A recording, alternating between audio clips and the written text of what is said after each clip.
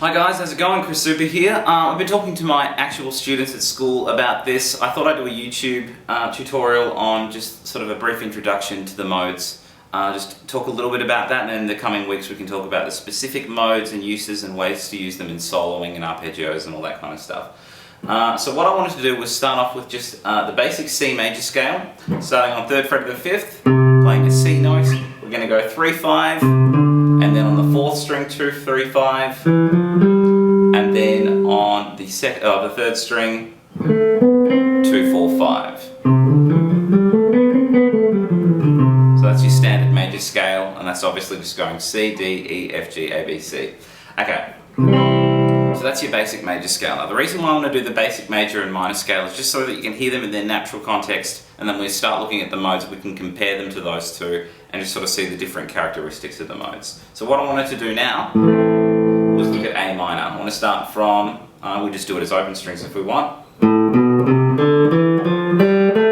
So starting on the open note on the 5th string, the open A, we're going to go A, B, C, open 2-3 on the 5th string, and then D, E, F on the 4th, which is open 2-3, and then open 2 on the 3rd. Or you can do it here as well. So the major and the minor scale are obviously things that our ears are relatively used to hearing. So what I want to have a quick look at now is when we go back to the C major scale, this is kind of, I guess, for each one of these notes you've got a checkpoint where we can do a different part of a mode, or we can have a look at that, each one of those notes as a chord that will sort of determine where the modes are coming from. So this is just the standard diatonic chord progression in C major. So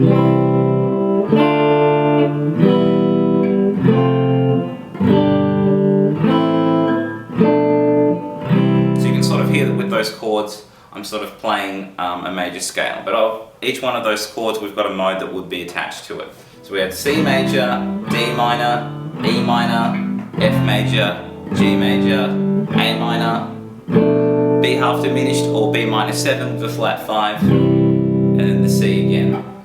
So let's have a look at that first chord again, which is the C, or the C major. And the C Ionian is basically a fancy schmancy word for the C major scale that we just looked at. Okay, so let's go to D minor, which is the second chord of the diatonic chord progression that we just did. This is going to be D Dorian. So we want to start from, I guess we'll start from 5 to the 5th, and what we're going to do is do this scale. So it's going to go 5, 7, 8 on the 5th, 5, 7, 9 on the 4th, and then 5, 7 on the 3rd. Okay, now when I'm playing a Dorian scale or idea, I'm just thinking of it as a minor scale, that with a raised 6th, 1, 2, 3, 4, 5, and then I shuffle that over. I think that's where the Dorian scale gets its flavour from, so that's the main thing that would differ from it being just a natural minor scale. So we'll move on and we'll look at that at a later date in more detail. Okay, the third chord in the diatonic chord progression is E minor, and the third mode is E Phrygian. So what we're going to do is start from 7 of the 5th, we're going to go 7, 8, 10, 7, 9, 10 on the 4th, and then 7, 9 on the 3rd. And what's most characteristic of this mode is sort of the flat second that would be in a natural minor. So the natural minor would be this. It's kind of a little bit more friendly to the ear, but when we get that sort of evil semitone interval we get the Phrygian scale. So that's going to go E, F, G, A, B, C, D, E. Okay, so that's the third mode. The fourth scale, or the fourth chord that we're going to be looking at, was the F, and that's going to lead into a Lydian scale, which is this. So this is sort of a major scale idea. I'll go through it slowly and then we'll have a look at what's sort of characteristic of that mode. I want to go from 8 of the 5th string, we're going to go 8, 10, and then on the 4th string I'm going to go 7, 9, 10, and then on the 3rd string 7, 9,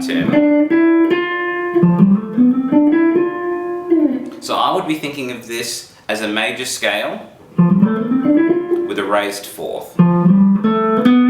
That note there. It's kind of a flat 5, but if you've got the natural fifth and a flat 5 in the scale, it's sort of weird to talk about it that way. But that note there is what differs from it being a natural kind of major scale. And obviously that whole Simpsons thing. The Simpsons has got that really strong Lydian note in that theme. So that's the F-Lydian scale. After that we look at G.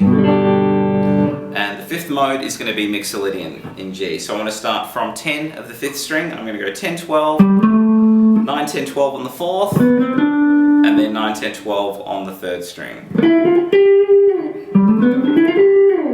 Okay, so that was just all natural notes. G, A, B, C, D, F, G, A. Sorry. G, A, B, C, D, E, F, ending on the G. So the thing that's most characteristic about the Mixolydian mode, I guess, is the 7th note of the scale. So a regular major will be something like this. Have the semitone before the octave, or just one fret before the octave. The thing that makes it Mixolydian is that flat 7th.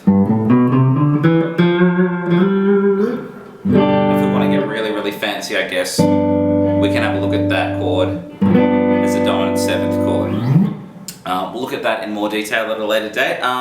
The 6th mode is Aeolian, which is essentially a fancy schman's word for that natural minor scale we looked at before. So Aeolian is just your natural minor scale.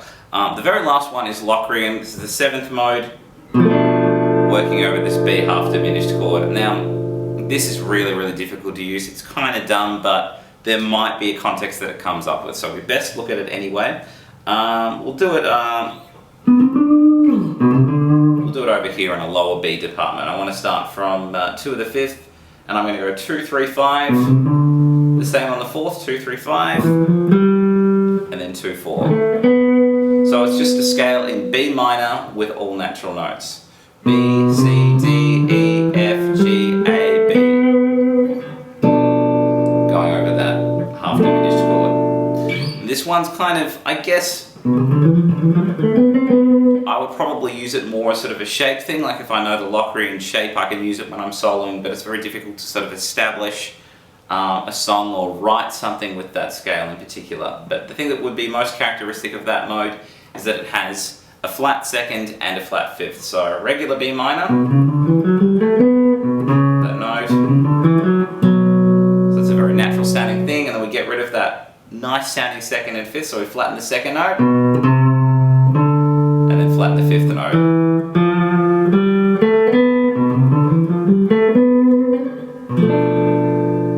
And that's the 7th mode of the scale. And then the final mode, I guess, would be just back to the Ionian. So you've only really got 7 modes, and then you're back at the octave again.